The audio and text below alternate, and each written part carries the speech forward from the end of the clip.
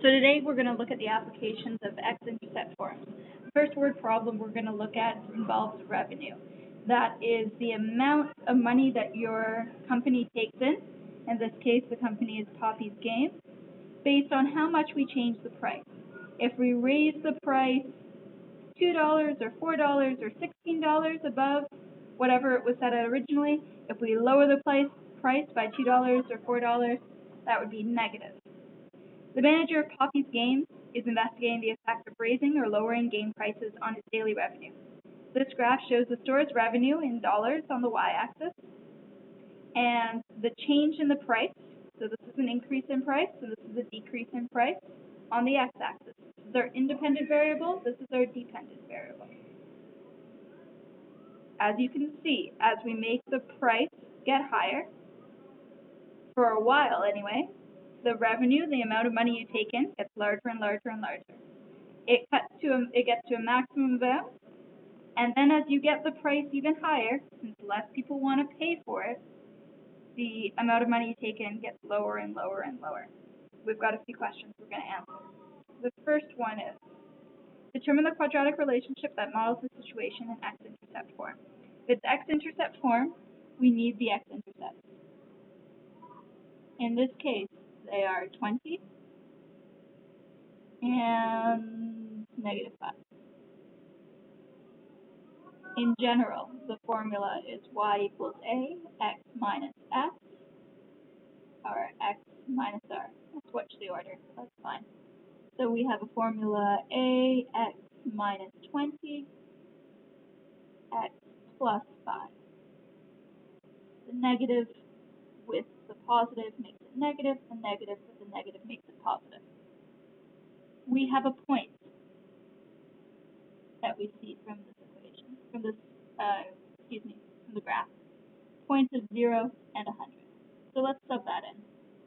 100 equals a, 0 minus 20, 0 plus 5. We now have a, negative 20, 5. We have 100 equals negative 100a. Therefore, a equals negative 1. Now that we have our stretch factor, let's make sure it makes sense. The stretch seems reasonable, and because it's negative, it opens down. That's all consistent. Y equals negative x minus 5, plus 5, x minus 20. This is our quadratic relation in x-intercept form. Part B. We're going to determine the quadratic relation that models it. Wait, that's the same question. This time in vertex form. In vertex form, we need the vertex. The vertex right here. Oh, nuts. I can't really see what it is. From this graph, it looks like it's somewhere between 6 and 8, probably closer to 8, but it's really hard to tell. Let's see if we can find this exactly. Since I know my two intercepts, let's find out the axis of symmetry. Two ways of doing that. We can count into the middle, or we can find the average. 20 plus negative 5 divided by 2 is 7.5. So our axis of symmetry is x equals 7.5. We can sub this into our equation as an x to get the value for y at the vertex.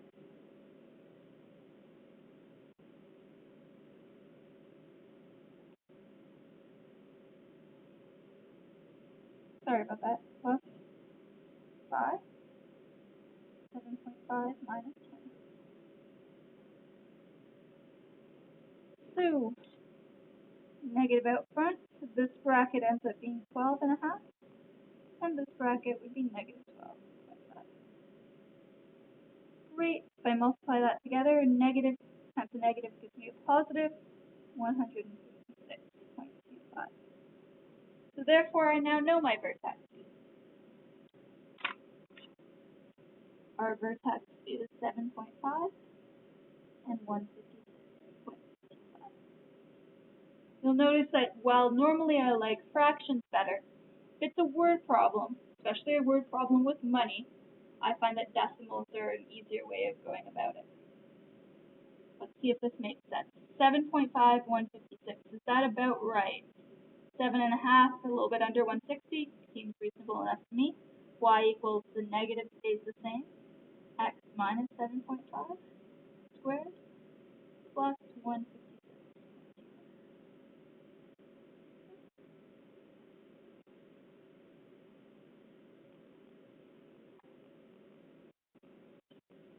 All right. Next question. Determine the maximum revenue that Poppy can expect. How many changes to the price of the game is required to achieve this revenue? So this is just asking to interpret the vertex.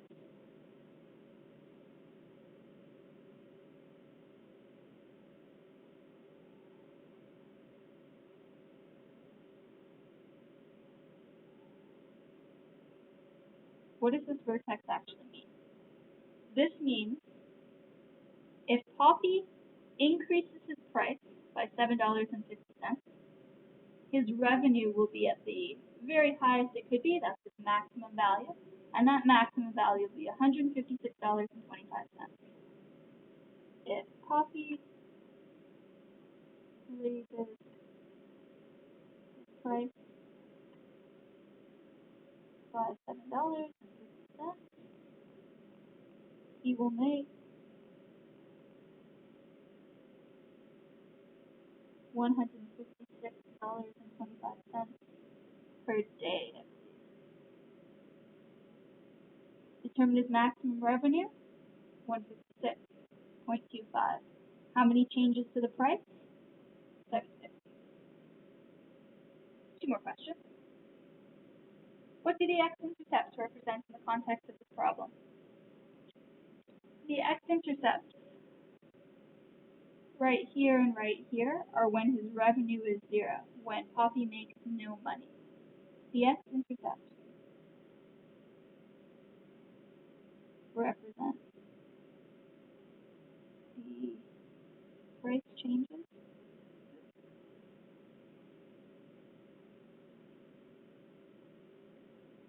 that will yield 0 revenue.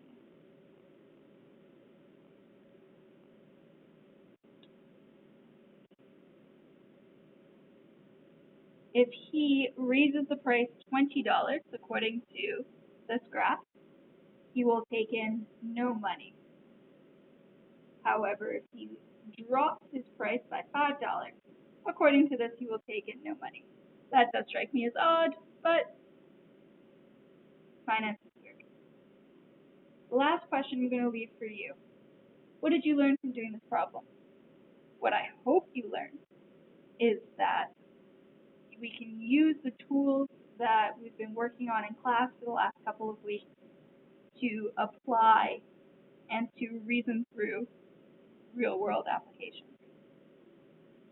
And that when I ask a problem, it's more than just the steps in the algebra and getting to the right spot. It's knowing what it means. Question C and question D are the important ones here. I need you to be able to do the skills of A and B, but if you can't tell me what it means, then you're missing an important part of this lesson. Take a second to fill in what you learned.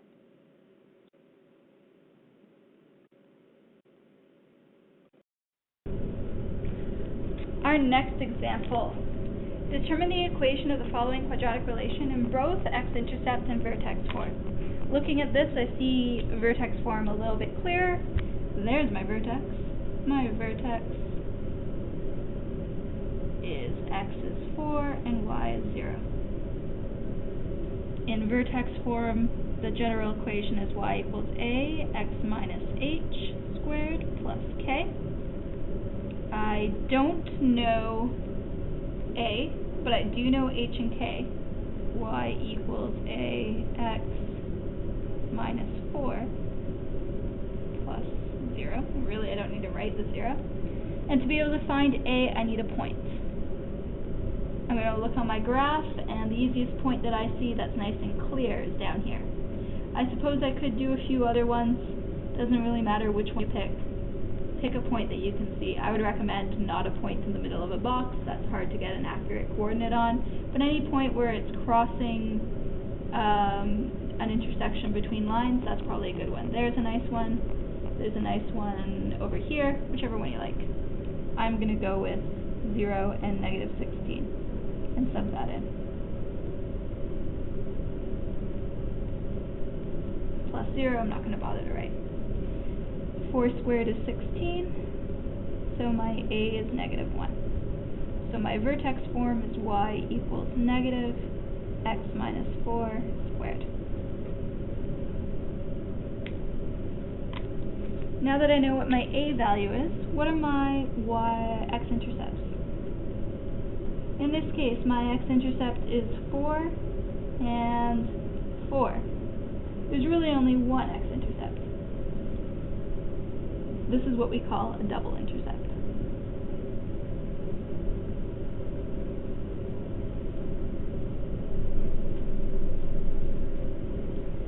Y is going to equal the negative, because the a stays the same, x minus 4, x minus 4. Or really, the other way of writing that, you've got the same thing twice, x minus 4 squared. In this case, the vertex form and the x-intercept form are almost identical.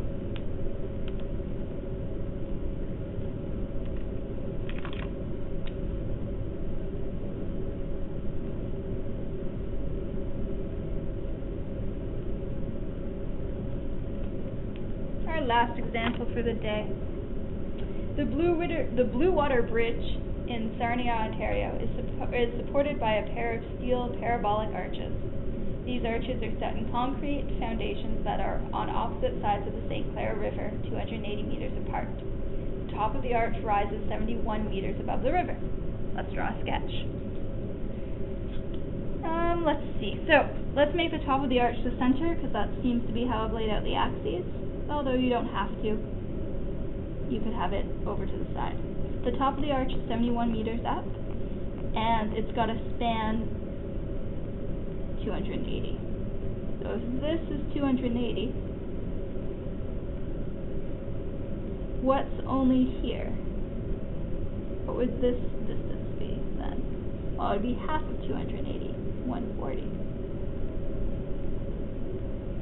So my graph will look something like this.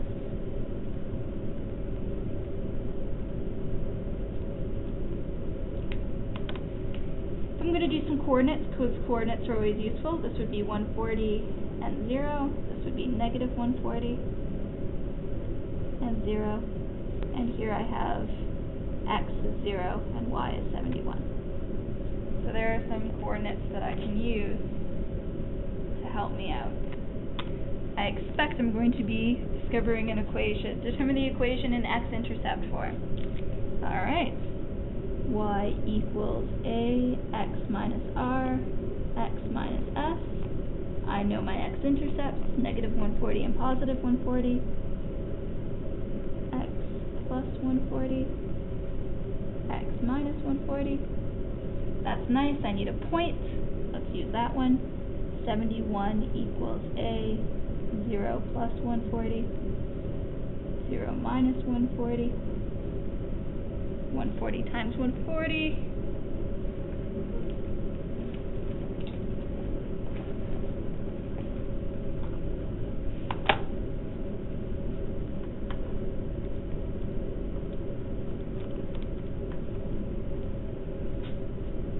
Negative 19600 a equals 71.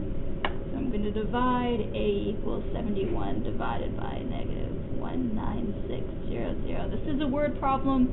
I can reduce this to a decimal, but the earlier I reduce this to a decimal, the more likely I am to introduce rounding errors. So let's leave this as it is for now. No lowest terms. 71 is not something that divides nicely.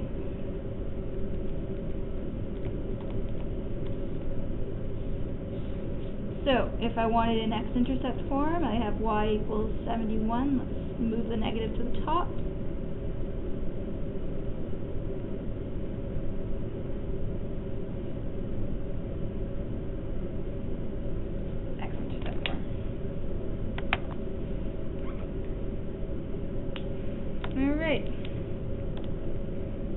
Next question. How high is the arch 50 meters from the concrete foundations?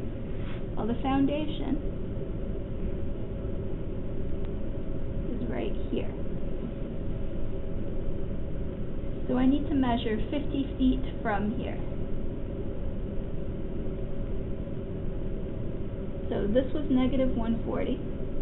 If I move 50 in this direction, I should be at 90.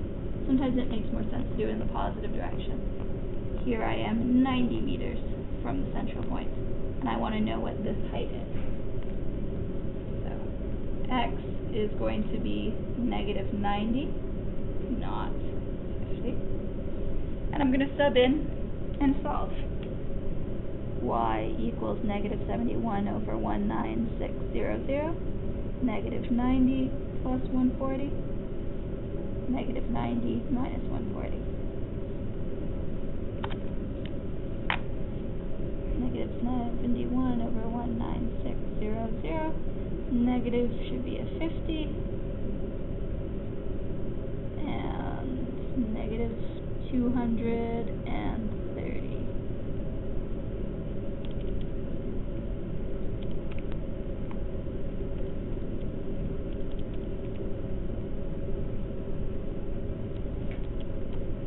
Multiply by 50, multiply by negative 71, divide by 19600. I give up, let's do it as a decimal, 41.658 meters. How high is the arch? The arch is 41 point, let's go round up, 7 meters tall. 50 meters from foundation.